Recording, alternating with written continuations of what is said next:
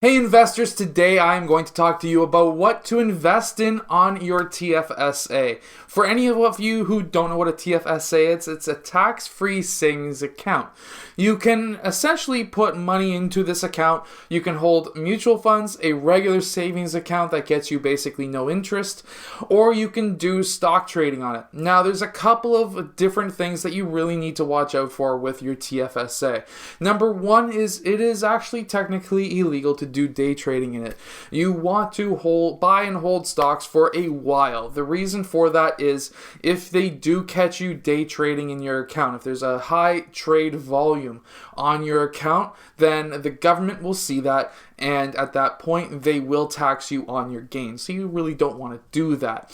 Second is when you're investing in your TFSA, you really want to watch out for what you're investing in. For me, I would recommend either doing stocks and companies that are pretty well not going to be moving to the downside for very long. Things like Canadian banks are a fantastic option for that because yes, there can be recessions, but as we can see over the 100+ years of history on the Canadian banks, they tend to always go up. They will dip and then they go back up and they pay dividends, and the big banks at least, have never cut their dividend or stopped it altogether. So that's some good news, and those are the things that I would be looking at investing in. Now, the reason for this, because at this point in time, you don't want to lose the money in the account because you're only allowed to put so much into it. I think right now we're sitting at around $76,000. Of course, if you reached 18 a couple of years ago, which I'm 30, so I'm fine. I can put up to $76,000 into it. Now, from there, what we're looking at is if you do a trade and let's say you lose $1,000, you can't go in and say, hey, well, I've got 76,000. I lost $1,000 on that trade. I can just throw another 1,000 in. That's not how it works. You've lost that $1,000 cap in the account. So now you can only put 75,000.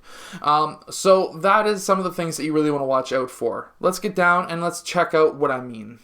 So let's say we have $76,000. Now with that $76,000, what can we be able to make off of that amount of money?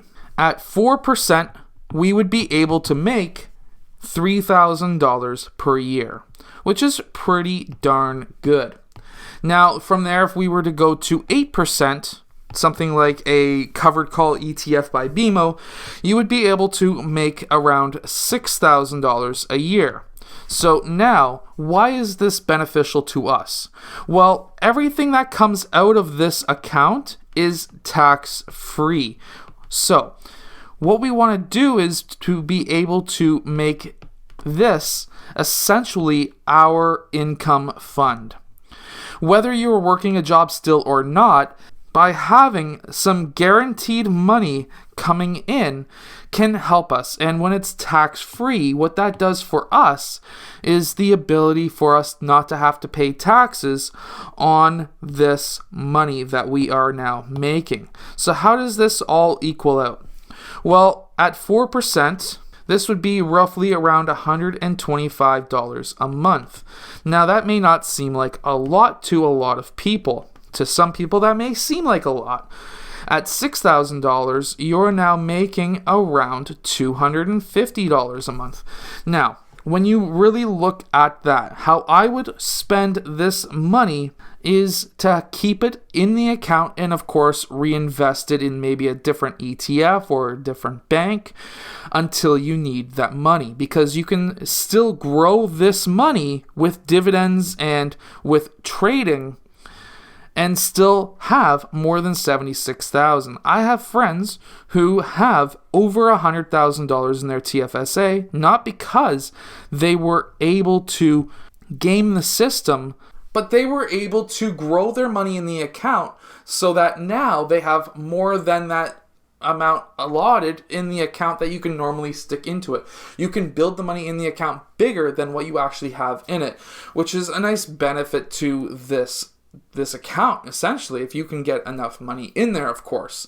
Now, the benefit to this is, of course, when we are again in a future pandemic, which it seems like that's probably going to happen, This is not going to change anytime soon. Anytime there's a new virus that comes out, they're probably going to be putting everybody in lockdown, and there seems to be some pretty crazy viruses that are on the verge of being out in the world. So if we can have what some people call passive income, but what I call dividend income, to supplement what we make, then we will be all set. And what I mean by this is, the government in Canada at least gave everyone $2,000 a month if you lost your job, if you were making less than $1,000 a month, if you were self-employed like I am.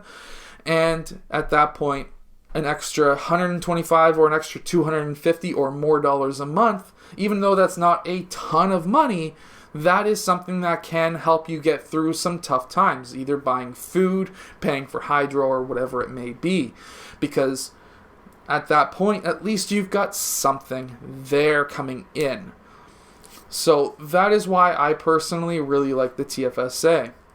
The downfalls is, of course, the fact that, of course, if you lose money in the account, then you can't just be sticking more in because you're only a certain amount.